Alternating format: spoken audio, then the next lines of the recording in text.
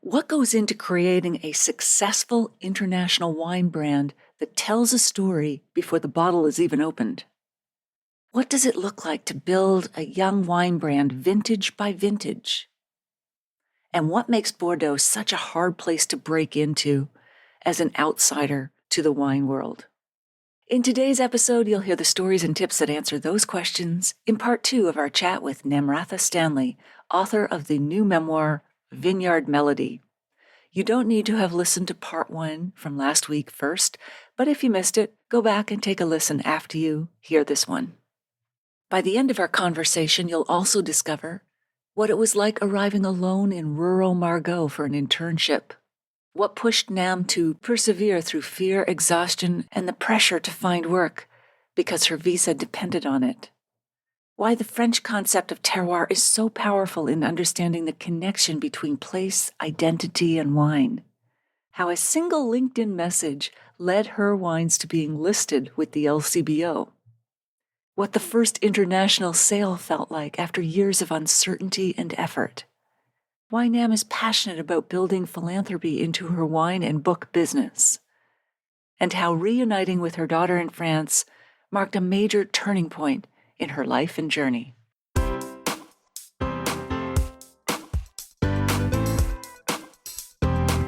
Do you have a thirst to learn about wine? Do you love stories about wonderfully obsessive people, hauntingly beautiful places, and amusingly awkward social situations? Well, that's the blend here on the Unreserved Wine Talk podcast. I'm your host, Natalie McLean, and each week I share with you unfiltered conversations with celebrities in the wine world, as well as confessions from my own tipsy journey as I write my 3rd book on this subject. I'm so glad you're here. Now pass me that bottle, please, and let's get started. Welcome to episode 373. So, what is new in the wine world this week? Well, in Ontario, early January chatter is also spilling into 2 lanes. Value hunting for everyday bottles, hello, back to routine reds and whites, and small treat-yourself splurges in limited drops. In Atlantic Canada, there's been brisk practical buying as provinces sell through U.S. brand inventory. They're donating the profits to charity. This is the American wine and spirits that's been sitting in storage for almost a year.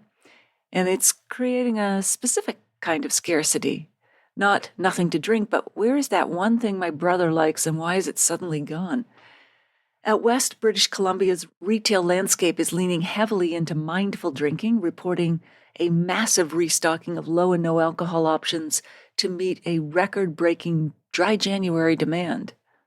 The U.S. wine industry is breathing a sigh of relief as the government released the 2025 to 2030 dietary guidelines this week, encouraging Americans to drink in moderation, but notably declining to set specific limits on how many drinks that actually means. After months of speculation that stricter recommendations were coming, the vague guidance feels like a reprieve.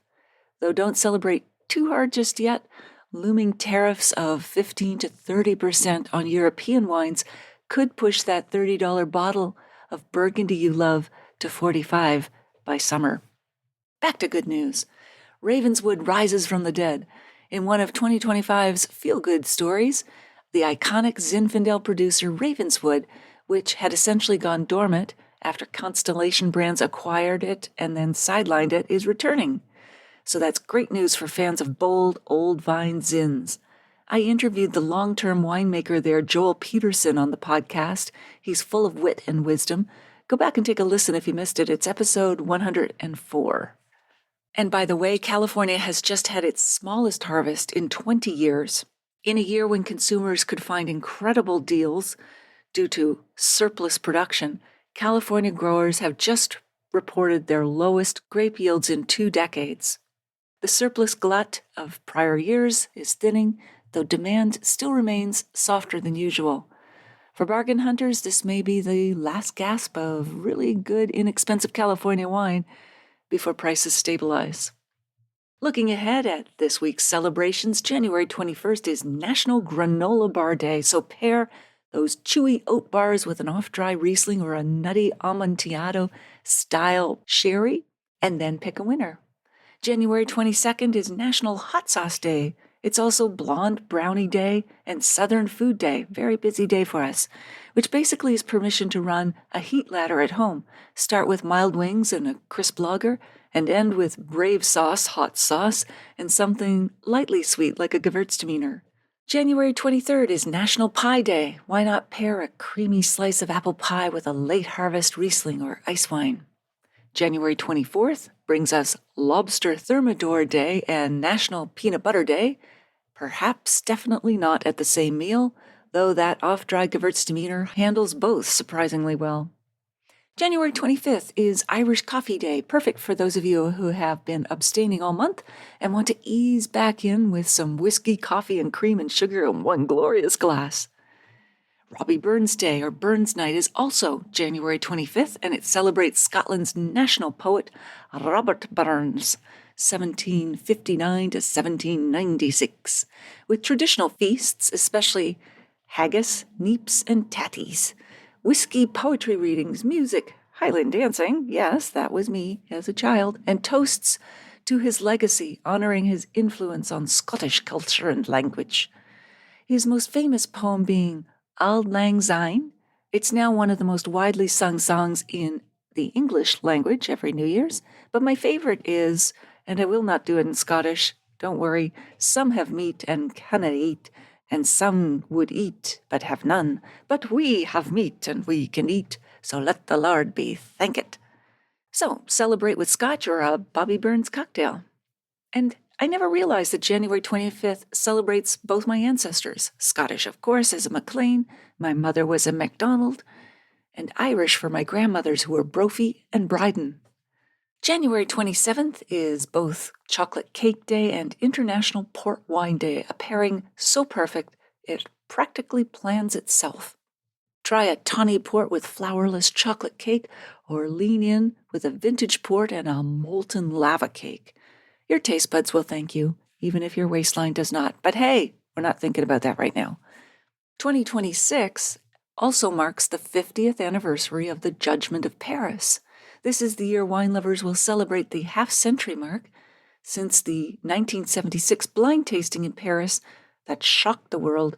French judges ranked California wines, Napa Chardonnay and Cabernet, above their prestigious French competitors. The event, covered by journalist George Tabor in Time magazine, changed the global wine industry forever. Expect commemorative events, tastings, and lots of Napa Valley victory laps. And something to make you smile, or at least say, huh. The corkscrew was originally a gun accessory. Popular Science magazine ran a fascinating piece this week on the origins of the humble corkscrew, revealing it descends directly from the gunworm, a small metal spiral that soldiers used in the 1630s to twist out unspent charges out of musket barrels. Somewhere along the way, someone realized the same tool worked beautifully on stuck wine corks.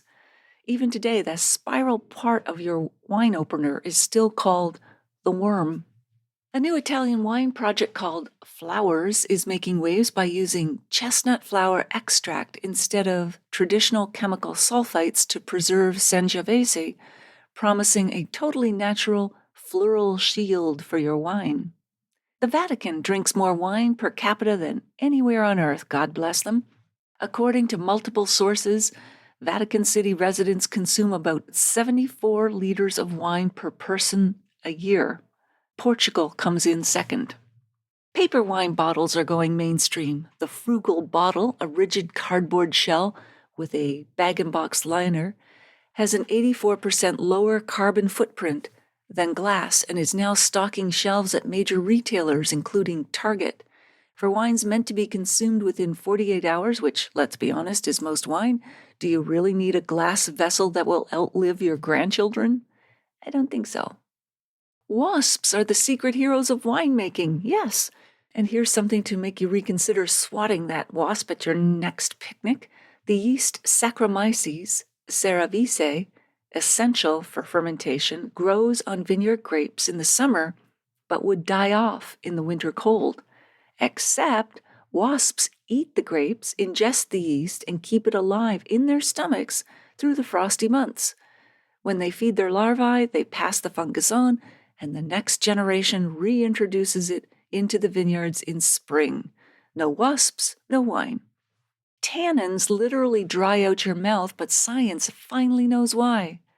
Researchers recently discovered that red wine's astringent, lip-puckering sensation comes from tannins acting like tiny shields on the aquaporin channels in your tongue and salivary glands. These channels usually let water flow in and out freely, but tannins block them, letting water exit while preventing it from entering. That's the drying sensation you taste. Mystery solved, and now you have a fun fact for your next dinner party. And if your guests are still listening, here's one more curious thing for you. That dry mouth puckering feeling you get from a big Cabernet, it turns out tannins also bind to proteins in your saliva, forming complexes that literally make your mouth produce less lubrication. So it's a two-factor thing going on here because they're sucking up all the saliva. Your brain interprets this as dry, even though you're drinking a liquid. And that, my friend, is why fatty foods like cheese work so beautifully with tannic reds. The fat coats your mouth and blocks the tannins from binding with your saliva, letting you taste the fruit instead of just the pucker. I'm sharing more sips and tips on Instagram at Natalie McLean Wine, so join me there for more of the weird and wonderful. Back to today's episode. 3 of you will win a copy of Nam's new memoir. If you'd like to win, just email me and let me know. It doesn't matter where you live, and I'll choose 3 winners randomly from those who contact me at natalie@nataliemclean.com. On upcoming TV shows, we'll be chatting about fresh spring wines in March, St. Patrick's Day, beer, spirits, and wine, and environmentally sustainable drinks for Earth Hour, Easter, and Mother's Day. Let me know if you'd like your brand featured on these TV segments or future ones, or if you would like to advertise with us through our podcast, newsletter, website, social media, or mobile apps. Email me at natalie@nataliemclean.com. If you're reading the paperback or ebook or listening to the audiobook of my memoir, Wine Witch on Fire, Rising from the Ashes of Divorce, Defamation, and Drinking Too Much, a national bestseller and one of Amazon's best books of the year, I'd love to hear from you at natalie@nataliemclean.com. I'll put a link in the show notes to all retailers worldwide at nataliemclean.com/373. Okay, on with the show.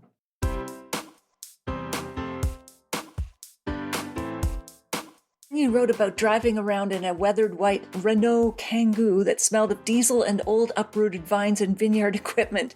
What did that feel like? You're driving around the Margaux region? Yes, that's right. So I had landed an internship in the middle of Margaux, and I was so tired that day. And I remember trying to hitchhike and get a taxi, but I couldn't find it. The whole lot of adventures that day. So I was exhausted by the evening, but I had to feed myself. So they had given me the keys to this car, old Renault Kangoo. I remember taking that car and feeling a little worried. Of course, I've driven in India. I used to drive a lot, but I've never driven in a foreign country. It was my first time. So I take the car keys and I find it a little weird because, the driving seat is on the other side. And I start driving.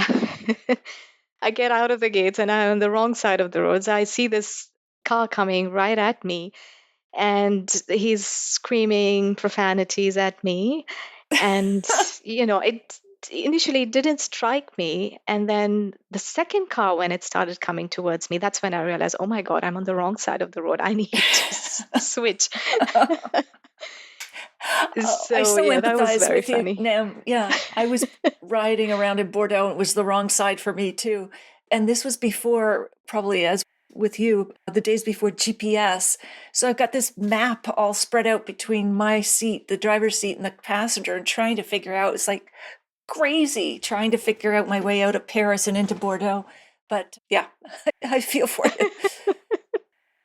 So you mentioned this, you landed an internship at Chateau Syrah. in Margaux as part of your MBA work study program, and you write about 90 hectares of peace that gave you back a sense of normality. Paint us a picture of what that looked like and how you felt. I felt peace and I was scared. What were you scared of?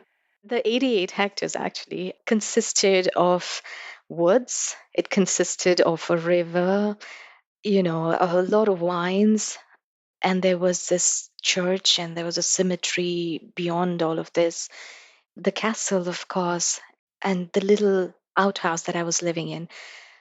During the day, it was beautiful. There were people around. People were coming from all parts of the world. It was beautiful. I used to watch the sunset. I go into the vineyards and watch the sunset, which was so healing. But then I would go back into the house, which was so calm. I was the only person there. In the evenings, it got really, really dark, and they had these statues with spotlights beneath it, and you peep out of the window. It's dark, but with these statues, the face is highlighted, and it was really scary. I think I took a Sounds few spooky. months, few months to really settle down there. Yeah, because you write about your first night there. You hear a clattering on the rooftop and then see two glinting eyes staring back at you. What was that? So the first night, to make it even worse, I'm sitting over there and I'm trying to entertain myself, playing music and this and that. And at some point, I knew I had to go to bed because the next day I had work. Sit in bed, cover myself, and I'm sitting there and thinking I'm going to fall asleep soon. But then I see this bat that's hanging upside down near the window and staring right at me. And I was petrified. And I hear this sound on the roof. I was even more scared. And I was like, why the hell would I choose to come to the countryside? I'm telling myself. Then, of course, I thought the next day morning I'm going to wake up and I'm going to excuse myself. I'm going to leave. But then actually, when it sunk in the next day, I was feeling like, I can't do this. I had a lot at stake. I needed to prove myself. I needed to be here, especially because getting an internship in Bordeaux as a foreigner and especially as an Indian was really, really hard at that time. Not many people had landed internships. So I was one of the lucky ones to have got this job. And, it was that or the unknown after. Because your visa depends on you working. And Chateau Sirin, for anyone who's not familiar, is a very prestigious chateau in Bordeaux. So that would have been a great training experience. You write about terroir being by far the sexiest word I have heard from a French man's mouth. What was it about that concept of terroir or the word that captivated you? I think when you listen to it from a French person's mouth, they roll those R's and it's really a sexy word.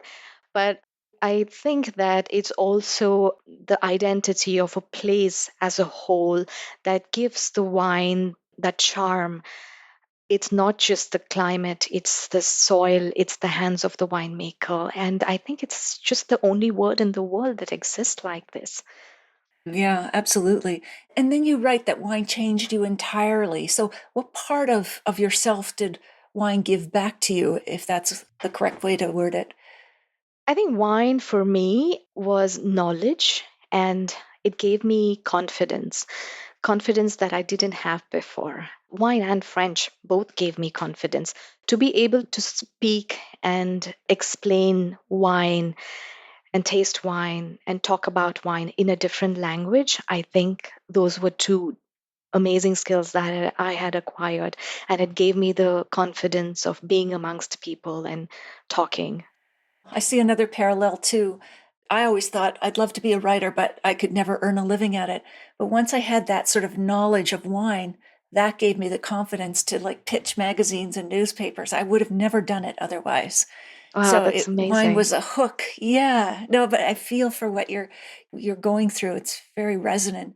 So after finishing your MBA, you applied to over 100 wineries and negociants like for a full-time permanent job and didn't receive a single interview. How did you feel, especially since your visa depended on this? Yeah, it was really tough. That was I was prepared for both. I sent out a lot of my resumes, especially I spent time tailor making the resume for each job. It was time wasted, right? When you didn't have that time, you'd rather do something else with it.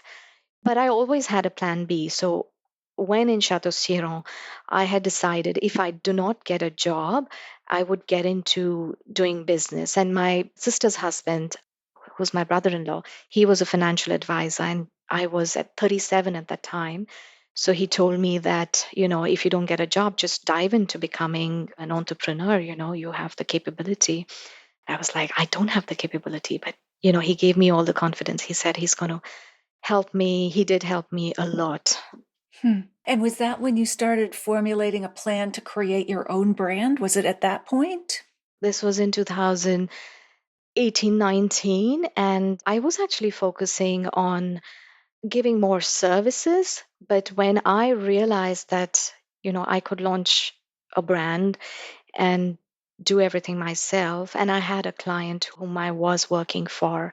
He was an Indian living in London, and he wanted a wine brand. So this was about 2019. And by then I had met Corinne, of course, but I never thought in my And where head was that I she would. from? Corinne? Corinne is from Blaye, the region of Blaye in Bordeaux.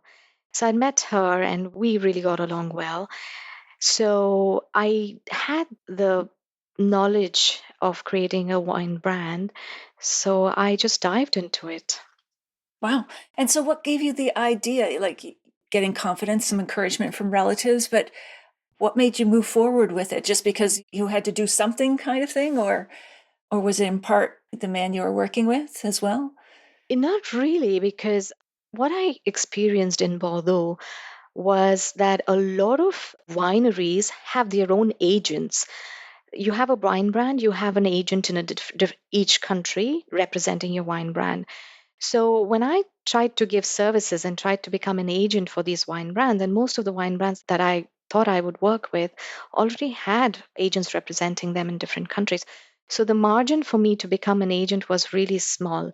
And one evening, I was speaking to a friend of mine, and I was explaining that I'm making this brand for this gentleman. And he said, "It's a pity that I thought you were making it for yourself."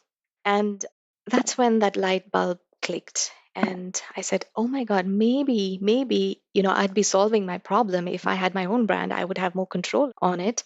I would be able to sell this brand without encountering any challenges in every country. I could be my own agent. Yes.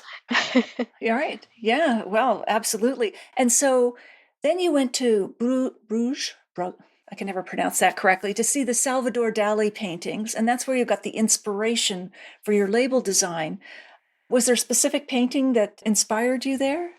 Yeah, there was one of the Salvadori's paintings where he had drawn the Fibonacci spiral. I was just looking at it and I was fascinated because Dali always told a story using those implied lines, and it just gave a flow to his paintings. And I thought, why not use the swirl, the Fibonacci swirl, on my label? What is a Fibonacci swirl? Sorry, for those who don't know, what is a Fibonacci? It's a mathematical sequence, isn't it? It is, it is. Looks a little bit like this. It looks like Okay, you're this. showing So your label. Yeah. yes, Okay. that's my label. A So swirl. you'll see a spiral there. Salvatore Dali uses a lot of that. So I kind of felt that would be ideal for my wine brand. And I could tell a story of the wine being in a vat as a must and then moving to become a clear wine at the end of the cycle. So that was what I was aiming at. And I had created my label, and then came the wine, the brand name. Solicantus, which is lovely, from Latin soli, meaning soil, and cantus for melody. There you get the melody of the soil, or the Vineyard Melody. Is that what you put together, that word? As every branding student, I had learned this in my school in SEC during the branding classes. Single word brands do really well. So I chose Latin. I I went through 4 months of figuring out what the brand would look like, what the name would be. So I chose Latin. In Latin, soli means soil, cantus means melody. And it just made sense because, it's the joy of the soil in the bottle. So I was very happy when I found this word. It was like the eureka moment. Yeah, absolutely. And you mentioned, like, back to the label design, the red represented good luck, the gray, intellectuality. How did you use color psychology to appeal to international customers? I saw that Bordeaux was using white background with sketches of the chateau on it, but I wanted my brand to speak to people, to be eye-catching, and to tell a story and to do something with art. And as an Indian, we always wear colors. We love colors throughout, we don't have a very severe winter season, but we wear colors throughout winter too. So I always wanted to play with colors. And I did an extensive search of what people would like to see as color on brands.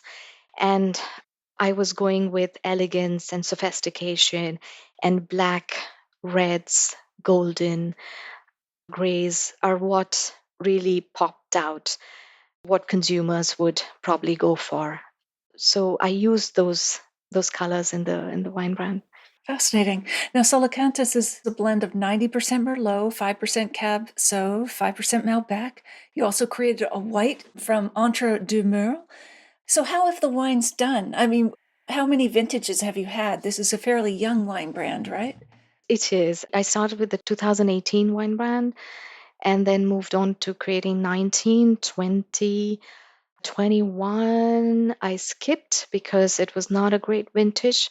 And then we have 22 now. So I'm really, really happy with how the wine tastes. And a lot of people ask me, would you make another wine or, move to, sourcing wine from a different winery or, making wine in a different winery? And I said, I love this wine and I cannot sell anything that I don't love. So I would definitely continue with this wine. So it's distributed in 5 countries. It isn't in Canada, is it yet? We're It hoping. is in Canada. It is in Canada. Yes, Wow. it is Where in is it, across the Canada. country? It's been a couple LCBO? of years now. Yes, it's at the Okay. LCBO in most, I think it's in about 69 LCBO stores across Ontario. Oh, wow. Is it in the LCBO year round, or is it a vintages release that comes out once a year, or what's the distribution? They kind of put in a bulk order. Yeah, it's about 2 years. Since then, they've been distributing that across Ontario. My agent, Crew Wine Merchants, they do a great job. They also served it at a lot of restaurants. It's still served in Thali, not Ottawa. Yes, that's where I'm from. Oh God, we should It's a meet. great restaurant. I'm gonna come back soon.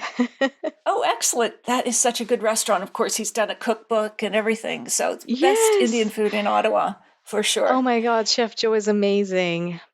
Yeah, And yeah, he a lot really of is. other restaurants too have picked up the wines in Ottawa. They've done a great job. Wonderful. What's the price point on it? I think the red is selling for about $29, and the white should Okay. be selling about 25, if I remember right. Yeah, that's reasonable in the premium section. Oh, I got to look for it.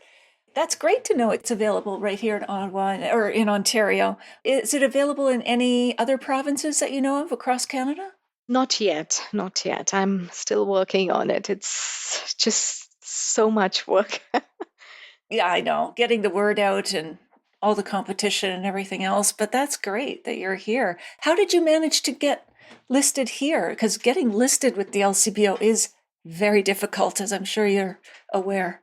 I know it was magic actually because the story goes back to LinkedIn. So I had this person that I admired, and it always goes back to Chateau Siron because when I was bored and I was, trying to set up my business, and in the nights that I couldn't sleep, I was learning about wine. So I was also looking at beautiful wine videos on YouTube, and I came across the LCBO videos where Michael Fagan, who's very famous in Canada, he spoke beautifully about wine. And I think it was after a few months I reached out to him. I told him on LinkedIn saying, I really admire your videos. And, I've learned quite a lot of things about wine. Thank you for making such amazing videos. And I didn't expect him to write back to me because I was a student, I was a nobody. And he wrote back to me. He said, I'm so happy that, this is useful for you. And he said, give me a shout when you're in Canada. I'm associated with George Brown College. And if you want to come and visit the college, you're most welcome and things like that. So, Michael Fagan, when I released the brand and my story came up on Forbes, Michael Fagan reached out on LinkedIn and he said, I would love to have you speak in Toronto at George Brown College. And he also told me that I have the perfect agent for you to bring your wines into Canada. So he was the catalyst that made that happen. So he introduced me to Crew Wine Merchants, who are amazing. Huh. Who leads Crew Wine Merchants? I'm just curious. David, Charles, and Melissa. I don't know if you've heard about them. Yeah, I think so. I know the agency represents some great wines, so you are in good hands. So that's great. So you came and spoke at George Brown, and then it went from there. And Well, yeah, when I was speaking, there was also a person from the LCBO there, George Soles. He was the president of LCBO at that time. I think he's retired now. he is this month. Yes. So Melissa had got me a half an hour time with the LCBO, and she said they will not taste with you. You just got to present the wines. So they did a great job getting me that half an hour, and we went in. I did my presentation, and Lisa, who was the buyer for the French portfolio, said, we are bringing your wines in. And then they tasted it after a few days, and there you go. And they ordered the wines, and it was another story. So LinkedIn, Chateau Siron, led me to getting my wines into Canada, which is really flabbergasting to think about Well, it it. is magic, and yet it's all your hard work and you doing the research and the legwork and being open to like reaching out to Michael and not even realizing what that would lead to. But it's a tribute to how hard you've worked too, Nam, to get this. Thank you. Take us back also to that first sale. Now, it wasn't to the LCBO. It was, I believe, a Belgium importer. What That's did that right. feel like? How did that happen? I did an interview with my school in SEC, and I kind of explained my story and presented my brand. Those were the first few videos or conferences that I did. And this woman, Laure, she's based in Belgium, and she had opened a wine store called Verivino. She was an ex-student of INSEC, so she reached out to me after watching the video and she said, can I taste your wines? And we chatted, and she's an entrepreneur, great person to work with and talk to. So we started with sampling, and then she loved the wine, so she ordered the first batch, I think it was about half a pallet or a pallet or something like that. And I felt like I was on the moon because finally my brand was being accepted in the world. So yeah, A that real was the purchase, a real beginning. customer. Yeah, Yeah, I love yeah. when you write. I feel like I had won the Formula One race. That must have been so much fun. And where else or what other countries is your wine available in today? I started, of course, selling a little bit in France. One of my agent in Corsica is selling a little bit of wines. I sold in Paris, but it's gone down now. I really need to rework Paris. Then came, I think, Maldives, and then India, Canada, and India. Indian orders are coming through. In fact, tomorrow I'm going to the winery to put the wines on the pallet and send it away. So yeah. You're hands on with even the palletizing. That's Well, great. thanks to Corinne. I mean, she's the one who's really guiding me and doing everything. I mean, I'm just there Is she the giving a helping winemaker? hand. Yes, she is. Okay. Yes. Okay. And you mentioned that 30 cents of every bottle sold goes to fund female education in India. That's marvelous. Why was that commitment important to you to include in your business model? I think, Natalie, if you look at my life from where I came and the situations that I've been in, the only opportunities that I got were because I was skilled at a few things. In French, upskilled myself in wine. I could speak English properly, and I could speak French, and I could bake. And there are so many things that I could do, and it's all knowledge, it's education. And when your basic education and your skills are not enough, then you will never go anywhere. Girl children, especially, are deprived of education. Not everybody, I'm not generalizing. Usually in villages, in backward communities, tribal girls who stay close to the forests and don't have the resources to go to school. I really wanted to do something for these children so that they get a window into a different world, and that motivates them to push themselves further and educate themselves in order to have better lives. So I found an organization, thanks to a friend of mine, Sujit, who helped me find an organization, Mukul Mother Foundation, where I found that the founder did have the same passion as me, and we had booked a Zoom session for just half an hour, which continued for 2 hours. Ritu Chabria, who's a wonderful, wonderful woman herself and who's into philanthropy and has been serving humanity in healthcare, education, and doing a whole lot of things. And she was recently awarded the Ellis Medal of Honor in the US for her work. And I felt that, in small ways, I told her I would like to contribute in a really small way for now to educating girl children in India. Also, the book today, Vineyard Melody, when I met my publisher, they told me very clearly that some part of the book sales they would like to give to charity, and the charity of the author's preference. And I was so happy that they were into this. So Vineyard Melody, every sale will a part of it will go to education of girl children in India. That is fantastic. Wow. And then we have also a happy ending with your daughter Shloka 4 years after you left India. How did you convince your husband to let your daughter come join you in France? Because although you had split, you still needed his permission, if I understand correctly. Yeah, otherwise it would be kidnapping. Oh my, okay, yeah. So what did you do? You used reverse psychology or something? Yeah, I mean, I had to try everything. So I used reverse psychology. I told my daughters to convince him, and eventually he did get convinced. He had to sign a paper, a no objection paper, for her to leave. And yeah, it took a lot for both of us to convince. And I realized the more I convinced him, he wasn't agreeing to let her go. And I kind of turned my strategy and I said, fine, keep her with you, but she cannot be with my parents. Keep her with you. And he knew that she would be a big responsibility for him. He couldn't go out whenever he wanted, he couldn't play golf. And she was still 9 years old, from 9 to 13. So, yeah, I guess she was 13 years old just before she came in.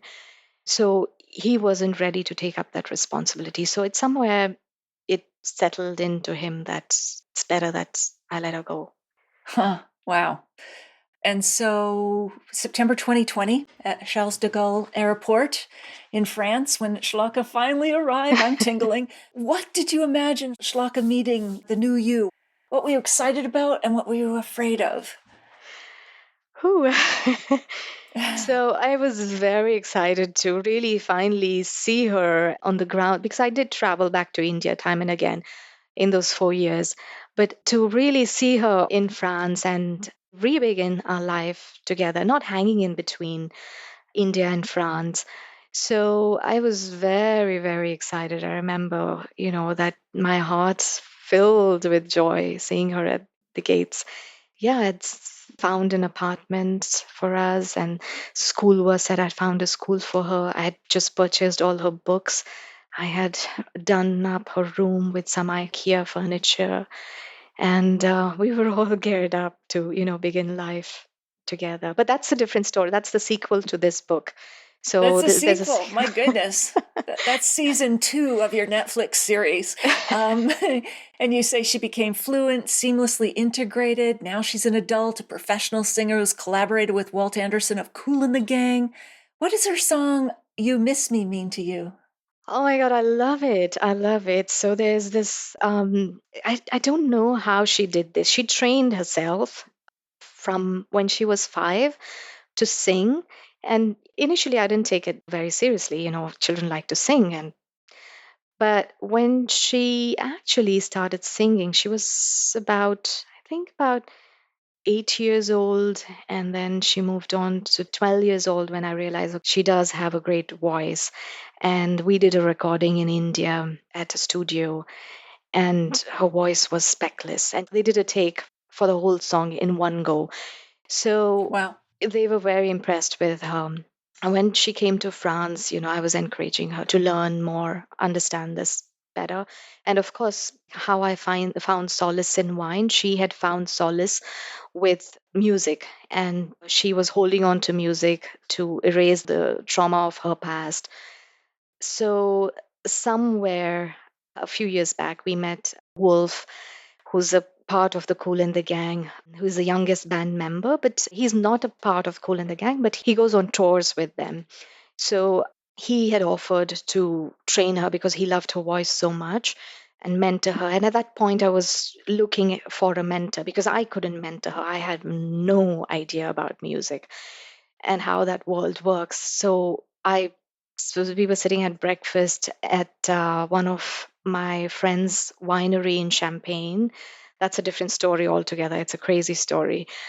But my friend in Champagne supplies wine for Kool and the Gang, and she had invited us for the 40th birthday of her winery, anniversary of her winery, and we went there against all odds because that was the first day of Olympics, and they had set fire to the rails, so we were delayed by 4 hours. We didn't even know if we were going to get there, but that excitement was there. So finally, we got there to Champagne, and then we discovered Kool and the Gang there, and we were the only people who were speaking in English, so automatically we really got along in that situation, and we connected. And we were staying pretty much in the same hotel, so we met at breakfast, and my daughter was sitting at the breakfast table, and she's like, no, don't play my song, don't play my song. And I looked at her like, this is your only chance. Oh. So you played the song for Kool and the Gang? Yes, I played one of her songs, and they were pretty impressed. I told them that I'm looking for a mentor, and Wolf was sitting beside me. He said, I'd be happy to mentor. And he's amazing, amazing person. Amazing singer, of course, artist, but amazing human being himself. What a story. My goodness, you do have 3 or 4 seasons in you with Netflix. Um, so now she's settled, she's successful, you're both happy. You're now the program director in SIEC, the same school where you got your MBA. What does it mean to return to that role? Kind of a full circle moment. Oh my God, it's exciting. It's exciting, especially because I'm with students, and I was sitting there a few years back in their place and wondering how this whole world works. And to be there and to tell them that, I made it through. I could get from you to becoming me, launching a brand and, putting myself out in the world and being fearless. I think they get inspired. A lot of people have come and told me that, I've inspired them in a lot of ways. And I'm always there for them. I tell them, call me anytime, day, night, anytime. I'm always there for you. And the staff, my colleagues, they're all wonderful. So it has been a wonderful experience going back to school as a teacher, as a professor. Wow. All right. Well, we're going to wrap this up with a few quick fire questions.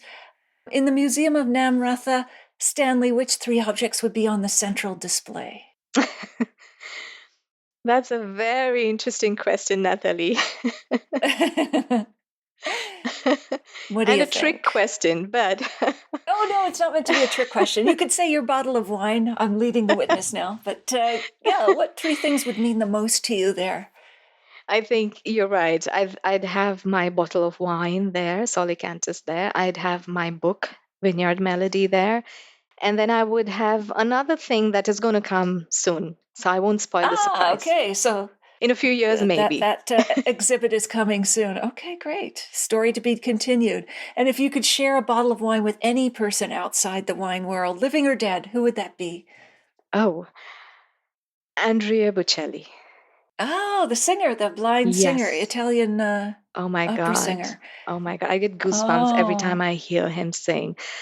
Andrea Bocelli. huh. I think he's the guy I would love to spend an evening with, You'd bring your wine? sharing. I'd bring my wine, Yes. of course, but I would Yes, share a yes. Chambol Musigny Les Amoureuses with Oh, him. okay. Sounds great. What would you ask him? I would ask him to sing. Ah, okay, fair enough. Another Vineyard Melody in another sense. That's great now. As we wrap up our conversation, is there anything we haven't covered that you'd like to mention? I think there's something that I want to really mention to the viewers. So, a lot of people have known me as Namratha Prashant, and now the book is coming out as Namratha Stanley. I'm the same person. Nothing has changed. It's just that I changed into my maiden name, that's Namratha Stanley, from Namratha Prashant, which I hadn't really bothered to change earlier because it was a hassle to change everything in my passport. But when I realized the book is launching and I said, I really need to do this. And when I had a conversation with my lawyers too, they said, it's the best to change your name back to your maiden name. Well, great. New you and full circle again. How can we find you and your book online? Oh, very easy. You can find me on Instagram. I'm Namratha Stanley author. You'll find that account very easily. And you can find me also on my website. You can type in www.namrathastanley.com and you will see a contact page. And if you go into the contact page and if you wanted to meet me, just fill in the details. We can do a one-on-one. If you are a book club, want to host an event, reach out to me. If you want to do a keynote, I have an agency, Amy Richards from Soapbox INC, who is representing me in the US and across the world. For keynotes, she's the best person to contact. Yes, and then all the bookseller sites, go pre-order Vineyard Yes, Melody, yes, right? my publicist. Absolutely. And buy your wine. Yeah, the LCBO, go to your liquor store. Yes, lot of contacts. Yes. Yes, we'll put all those links in the show notes too, so people can find you, your book, your wine, everything in your wonderful story. Nam, thank you Thank you so so much. This much. has just flown by. I loved hearing about your story. Your book is terrific. I know it's going to do well. So all the best to you as you launch it in February. Pre-orders are up now. Good luck with it. Thank you so much from the bottom of my heart. You have Ah, been doing amazing work. And thank thank you you. really for having me here and asking these wonderful questions that helps me connect with you and also the audience of your podcast. Thank you. Awesome. Terrific, Namra. I'll say goodbye for now and cheers, cheers, here's to your success. Cheers. Thank you so much.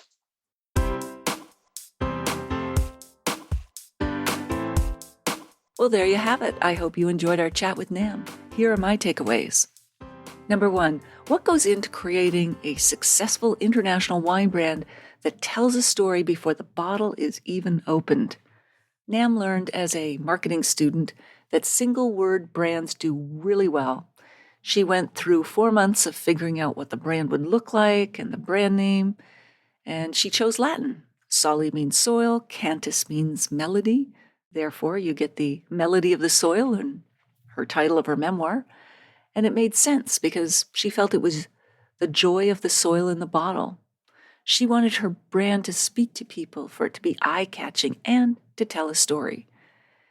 And as an Indian, she says, they always wear vibrant colors, so she did lots of research on what color works well for wine brands, and she was going for elegance and sophistication, so she chose black, reds, gold, and grays that really pop. Number 2, what does it look like to build a young wine brand vintage by vintage? Nam says she started with the 2018 vintage and moved on, 1920, skipped 21 because it wasn't a great year. She has the 22 now. I was surprised, but shouldn't have been. It's in the LCBO. And she's really happy with how it tastes. A lot of people ask, why not move to sourcing wine from a different winery or making wine in a different country? And she says, no, I love this wine, and I can't sell anything I don't love. Then number 3, what makes Bordeaux such a hard place to break into as an outsider? NAM's major roadblock was that a lot of Bordeaux wineries already have their own agents, each representing the brand in different countries. So when she tried to do this, it really didn't work. And then she was explaining to a friend one evening that she was creating a brand for a client, and he said, it's a pity, I thought you were making it for yourself. And that's when the light bulb clicked, and she said, that might solve my problem. If I had my own brand, I'd have more control, and I'd be my own agent, and life would proceed as it did. She really has a lot of chutzpah. I gotta give her credit. Wow. If you missed episode 338, go back and take a listen. I chat about the 4 ways that winemakers die in wineries. It's not that dim as it sounds. With Caro Feely, author of Grape Expectations, who also started her own winery in Bordeaux. I'll share a short clip with you now to whet your appetite. One of the other points that so many wine lovers don't realize, it is very dangerous. There are 4 killers of winemakers. The first one was asphyxiation by CO2. In the fermentation, CO2 is created. If you don't have a way for it to get out of the closed spaces, you're going to get asphyxiated. The second one is falling from height, particularly if a little bit of CO2 has escaped and made you a little lightheaded. The next one is machinery, so horrific things like falling into a harvest trailer. And there is a 4th one, electrocution. Electrocution because you're working with liquids and high electricity.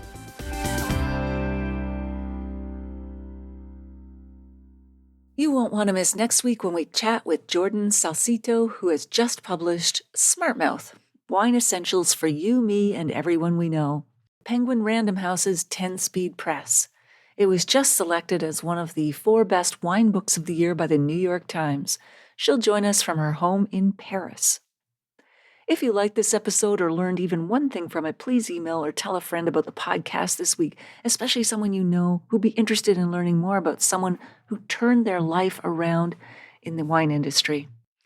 It's easy to find the Unreserved Wine Talk podcast. Just tell them to search for that title or my name, Natalie McLean Wine, on Apple Podcasts, Spotify, their favorite podcast app, or they can listen to it on my website at nataliemclean.com/podcast.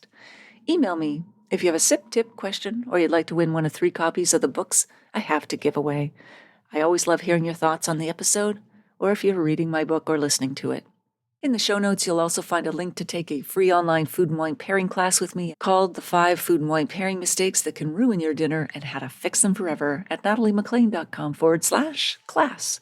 And that's all in the show notes at nataliemclean.com/373. Thank you for taking the time to join me here. I hope something great is in your glass this week. Perhaps a Bordeaux with a backstory, like Solicantus.